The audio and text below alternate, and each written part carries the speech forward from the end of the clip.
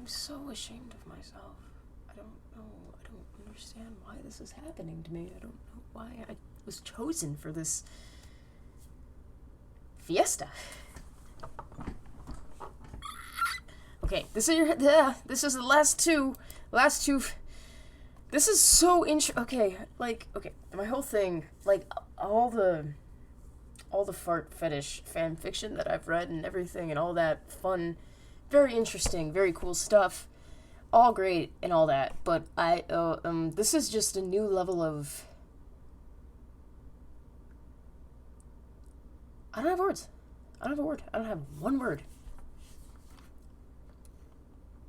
Number 2. The Beast from Happily Ever After. Fairy Tales for Every Child. The Beauty and the Beast episode. Let's check out the links. 404 not found, okay? And we have... He's kind of cute. I'd have to get to know him better. What the Ooh. What the fuck is this?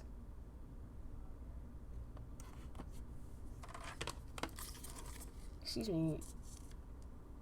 What the fuck is this? Oh, that's him, by the way. That one. Pretty cute.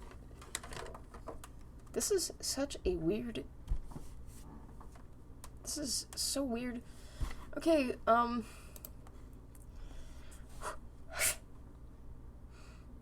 Wow! I can't believe I've gone through almost the entire countdown without any mention of Beauty and the Beast. And not just the Disney version, any version. Because, given the fetishes I exposed earlier, any version of the Beast would be a shoo-in for me to consider hot.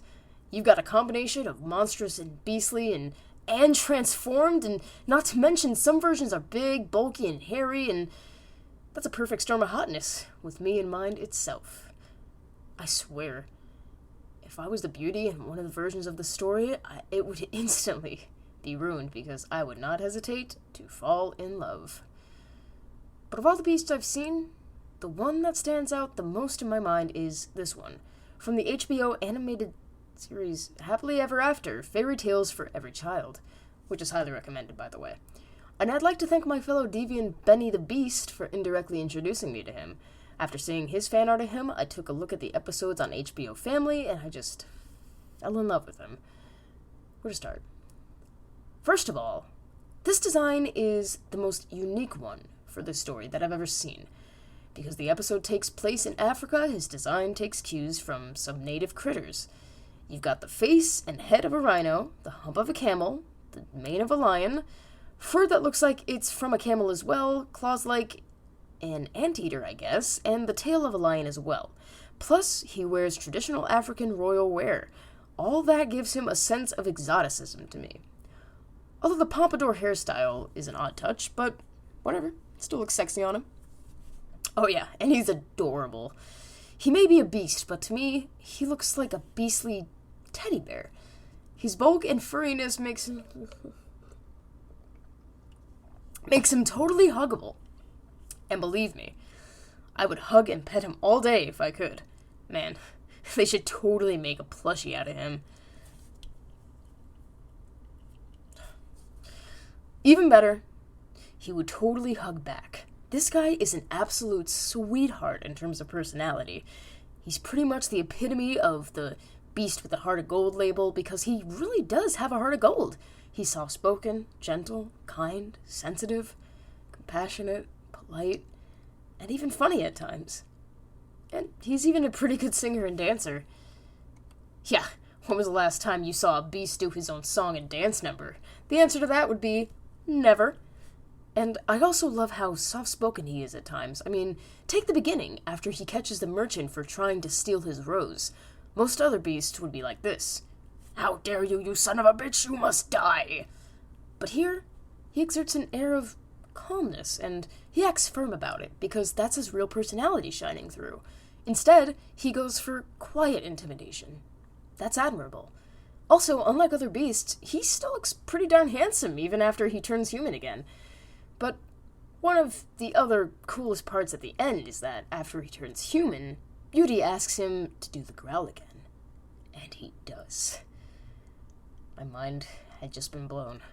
Yeah, other beasts are like, yay, I'm human again, now let's move on and put this nasty phase of life all behind us when they turn human again. But this one continues to embrace his beastly side, even as a human. Now that is friggin' awesome.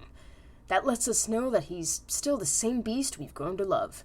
Plus, I bet that leads to some pretty interesting roleplays in the bedroom. Happily Ever After's beast? Any beauty would be especially lucky to have him. And any gay guy too. If the beast was gay himself, of course. He probably is. Why the fuck not? Yeah, anything's possible. It's all just a big game in the end of the world. And do I need to...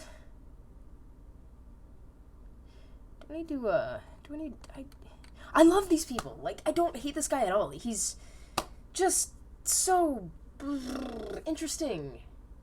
So interesting. Alright, number 1. We're almost done with this. I can't wait. Okay. So we have...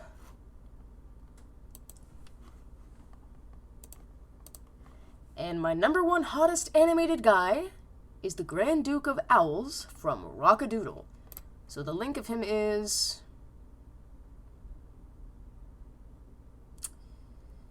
Yeah, he's kind of my type. He's kind of my type. Let's smash. Alright, cool. And now, anyway. You know, leading scientists all around the world have said that homosexuality is purely a genetic thing. That those who are gay are simply born like that. However, I have to blame my homosexuality on this guy. And back when I was a kid, too. Yes, it's the main villain of Rock-a-Doodle, the gluttonous and magical Grand Duke himself. I've known him since I was a kid, and even then he caught my interest and stimulated my imagination. He's the main inspiration behind my monster character, Al. He's one of the villains in my Heart of the Wolf Kingdom Hearts story, and he's the one who might have made me gay to begin with. For better or for worse.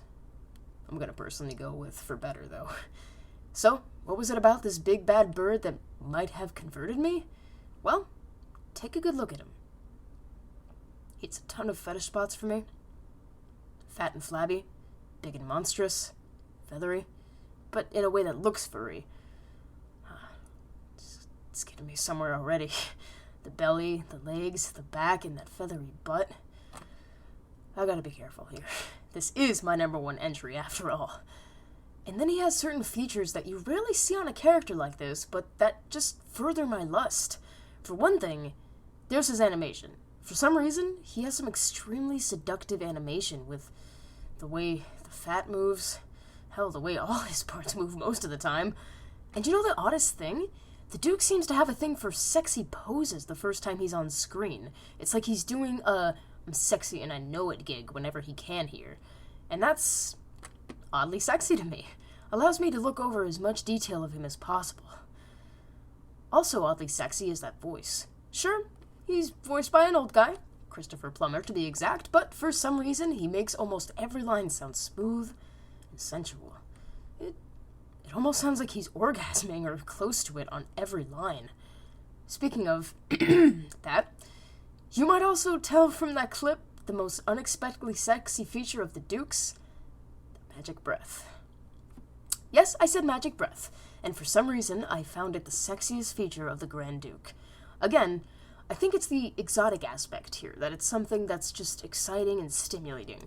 Call me crazy, but that looks like something that would make me all hot and horny if I was bathed in it.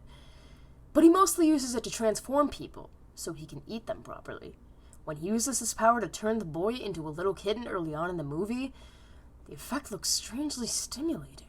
I always imagined that if I were hit by that breath, I would turn hot and horny just before I instantaneously shrink into a rat or something. Yes, I know that sounds really weird. God, I'm really weird.